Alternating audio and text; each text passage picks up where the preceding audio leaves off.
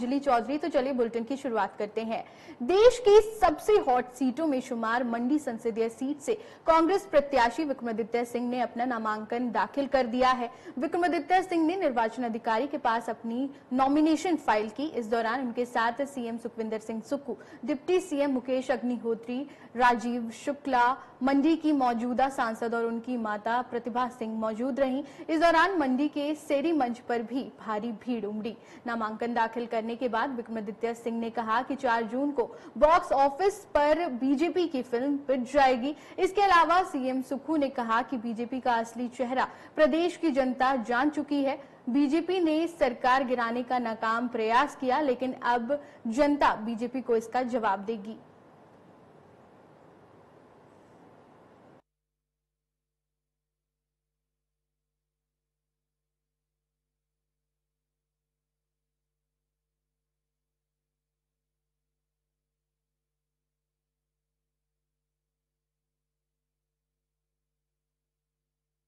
आज हमने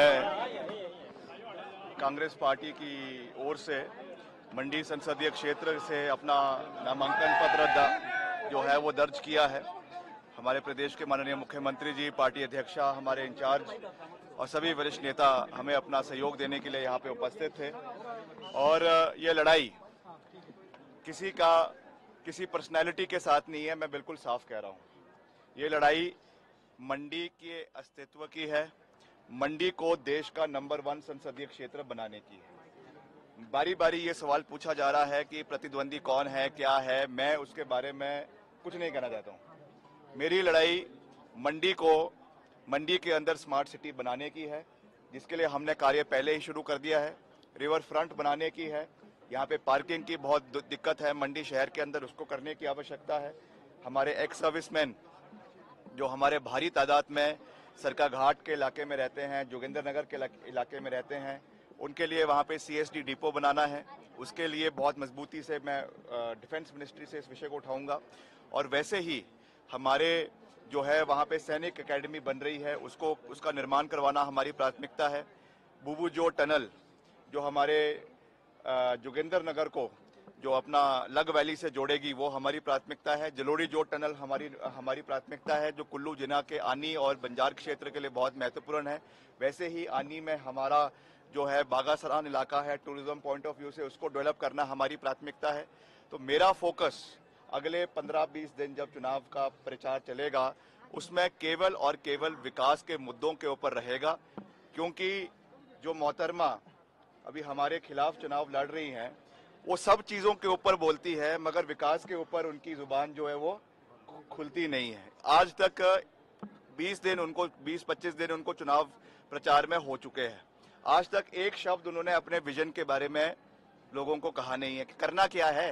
ठीक है, आप फिल्म स्टार है, आप जो भी है, मगर आप हमको सुबह से शाम तक मंचों के ऊपर गालियां देती रहती है। आप दीजिए, हमको कोई दिक्कत नहीं है, कोई परेशानी नहीं है, मगर कम से कम मंडी के लोगों को अपना विजन तो बताएं कि आप करना क्या चाहती हैं। मंडी के लिए आपका क्या सोच है, क्या विचारधारा है, क्या डेवलपमेंटल इश्यूज आप लाना चाहती है। एक शब्द उन्होंने उसके ऊपर नहीं बोला है। तो मैं यही कहना चाहूंगा कि हम विकास के मुद्दों पर लड़ाई लड़ेंगे, चाहे स्मार्ट सिटी का है, चाहे एक्सपेंशन का है, चाहे आपदा के समय में हम दिन रात लोगों के साथ खड़े रहे। 3500 करोड़ रुपए मैं केंद्र से हिमाचल के लिए लेकर आया। अभी आखिरी में कोड ऑफ कंडक्ट लगने से एक हफ्ता पहले अतिरिक्त नितिन गडकरी जी ने मेरे कहने पर 150 करोड़ रुपए हिमाचल प्रदेश मुकाबला। क्योंकि नामांकन आज हमारे लोक निर्माण मंत्री विक्रमादित्य जी ने फाइल किया है। पिछले 4-5 दिनों से मैं मंडी की संसदीय क्षेत्र का दौरा कर रहा हूं। कुल्लू गया, पांगी गया, सब जगह गया। अपार समूह लोगों का कांग्रेस पार्टी की नीतियों के प्रति और आपदा में जो कांग्रेस पार्टी ने काम किया है उसकी सराहनीय प्रशंसा कर रहा है। मेरा ये मानना है कि इस चुनाव में कांग्रेस पार्टी जिस प्रकार भारतीय जनता पार्टी की रोल रहा है, आपदा प्रभावित परिवारों के साथ जब विधानसभा में प्रस्ताव आया नहीं खड़े हुए, इस दृष्टि से भी हमारी सरकार इन मुद्दों को और बुलाएगी। और 15 महीने का जो कार्यकाल है, जो आम जनता से जुड़े मुद्दे हैं, ओपीएस है, 1500 रुपया महिलाओं को देने की बात है, विधवाओं के बच्चों की मुफ्त शिक्षा की बात है, राजस्व अदालत लगाने की बात है, और ये सारी चीजें।